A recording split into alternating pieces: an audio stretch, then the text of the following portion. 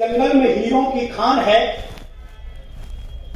हीरों की खान है। ऐसा सुनते ही वह व्यक्ति दौड़ लगाने लगा कि जल्दी से जल्दी मैं हीरों को प्राप्त कर लूं, कहीं ऐसा न हो किसी को और पता चल जाए।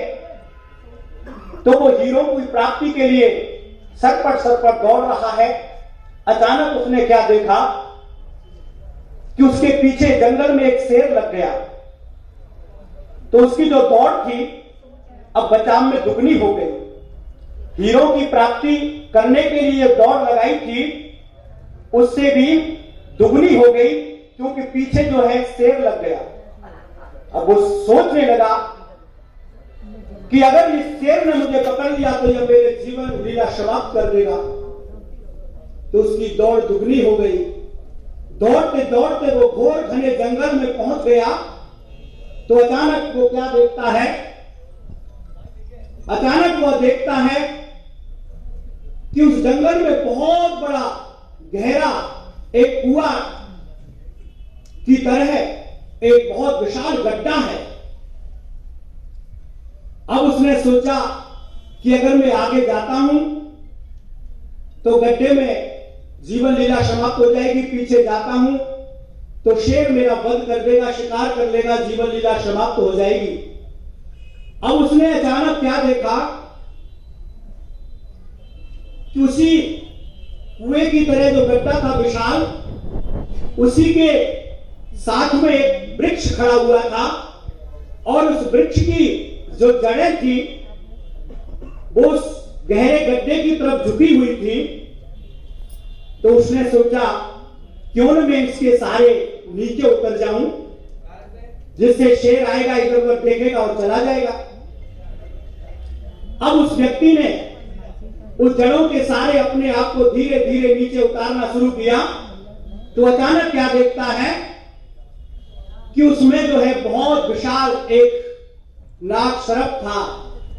अब वो सोचने लगा कि अगर मैं नीचे एकदम उतर जाऊंगा, ये नाग मुझे डस लेगा, तब भी मेरे जीवन लीला समाप्त हो जाएगी। अगर मैं ऊपर आऊंगा शेर मुझे छोड़ेगा नहीं। अब इसी उधेड़पुर में वो लगा हुआ है।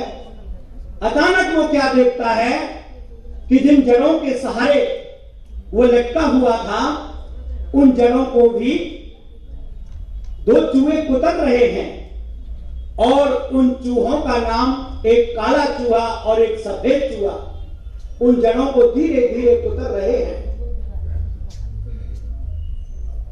ये जो सफेद चूहा और काला चूहा क्या है, यह रात और दिन है, जो व्यक्ति की आयु को धीरे धीरे क्षीण कर रहे होते हैं। अब उसने क्या देखा कि जिन जड़ों के सहारे वो लटका हुआ था और उसी वृक्ष पर मधुमक्खियों का एक छत्ता था और उसमें से धीरे धीरे शहद टपक रहा था, मधु टपक रहा था। शेर खड़ा हुआ है, चूहे कुतर रहे हैं उसको, और धीरे धीरे अगर वो नीचे की तरफ जाता है तो नाग भी डसने के लिए उत्सुक है। अब उसने देखा कि शहद जो है धीरे धीरे मधु जो है टपक रहा है। लटके हुए उस व्यक्ति ने जैसे ही अपनी जीवा बाहर निकाली और शहद की बूंदें, मधु की बूंदें उसकी जीवा पर टपकने लगी और उस मधु के स्वाद में वो इतना खो गया कि उसे याद ही नहीं रहा कि मुझे चूहे भी इस जड़ को कतर रहे हैं, आगे शेर भी है और नीचे सर्प भी है। उस मधु की मधुरता में इतना खो गया कि वह सारी सुध-बुध भूल गया। उसी प्रकार से संसारी आदमी है। मनुष्य भी इस संसार में विलासिताओं में, ऐशो आराम में इतना अपने आप को भूल जाता है कि उसे यह याद नहीं रहता कि इस जड़ को, जीवन रूपी जड़ को, ये काले और सफेद रात और दिन रूपी जो चूहे हैं वो तर रहे हैं। कहने का तात्पर्य है, आइए, किसी कवि ने लिखा है, रात्रि गविष्यति भविष्यति सुप्रभातम भास्वानुदिश्यति हसिष्यति पंख श्री इत्थम विचंति यति कोश गते दुरे थे हा हंत हंत नलिनीम गजोज्जहार।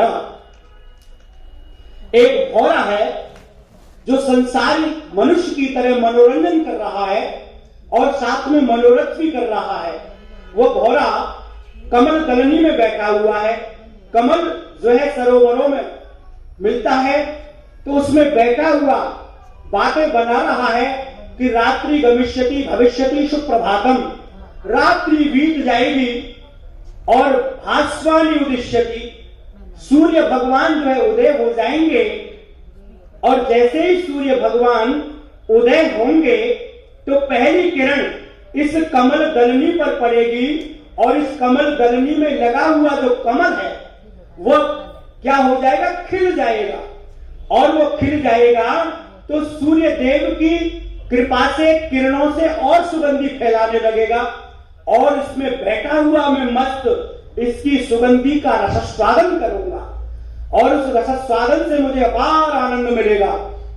ऐसी बातें सोच ही रहा था रात्रि में, तो अचानक क्या होता है कि एक मदमस्त हाथी वहां पर सरोवर में आ जाता है पानी के लिए, और जैसे ही वो पानी के लिए आगे बढ़ता है पीने के लिए, उस कमल दलनी में लगे हुए कमल के फूल को वो अपने पैरों से कुचल देता है और भौरे की जीवन लीला वहीं पर समाप्त हो जाती है। तो कहने का तात्पर्य है कि हम धन ऐश्वर्य सब कुछ हम कमाएं, लेकिन उस कमाई के साथ साथ जिसने हमें संसार में मुख्य उद्देश्य के लिए भेजा है उसका सुमिरन अवश्य करना है। इसलिए धनादि भूमो पस्वस्थ गोष्ठे नारी भेदवार सखा संसाने देहस्थितायम परलोक मार्गे धर्मानुगो गच्छति जीव एका।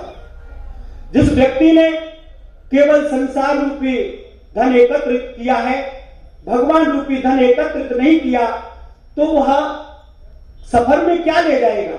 व्यक्ति जब किसी यात्रा पर जाता है तो वो अपनी तैयारी करता है। किसी यात्रा में जब जाता है तो तैयारी करता है, ये भी लेना है, ये भी रखना है, ये भी रखना है।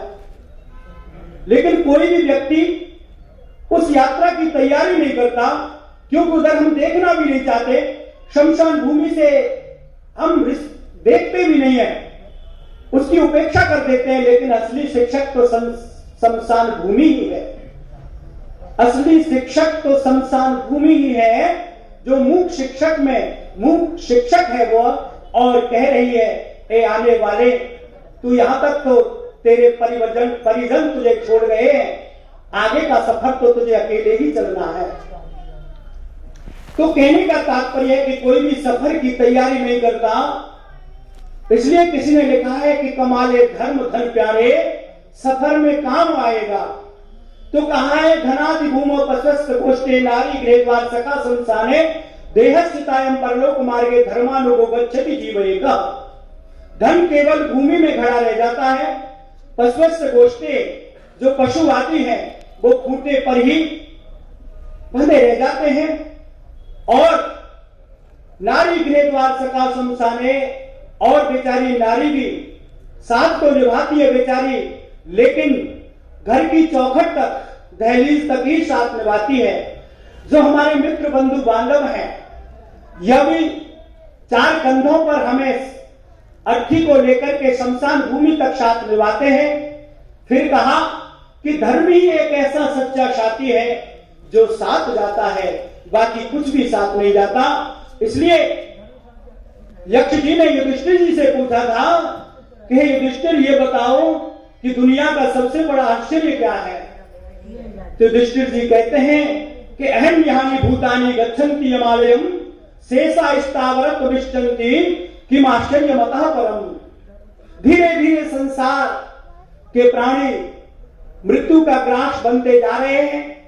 कोई जा रहा है, कोई जाने की तैयारी में है, लेकिन जो रहने वाले प्राणी हैं, जो चला जाता है मृत्यु संज्ञा को जो प्राप्त कर लेता है, रहने वाला सोचता है कि मुझे नहीं जाना है, मुझे तो यहीं पर पट्टा लिखा लिया है, मैं हरगिज नहीं जाऊंगा। तो युधिष्ठिर जी कहते हैं बस यही दुनिया का सबसे बड़ा आश्चर्य है कि व्यक्ति जब तो अपने आप को संभाल लेता है, जब उसके कंधों पर अर्थी होती है, तब तक जो वो सोच लेता है कि मेरी भी यही दशा होनी है एक दिन, लेकिन फिर से वह उस रंगीन दुनिया में मिल जाता है और भूल जाता है उस मृत्यु और परमात्मा को। बस यही आश्चर्य है।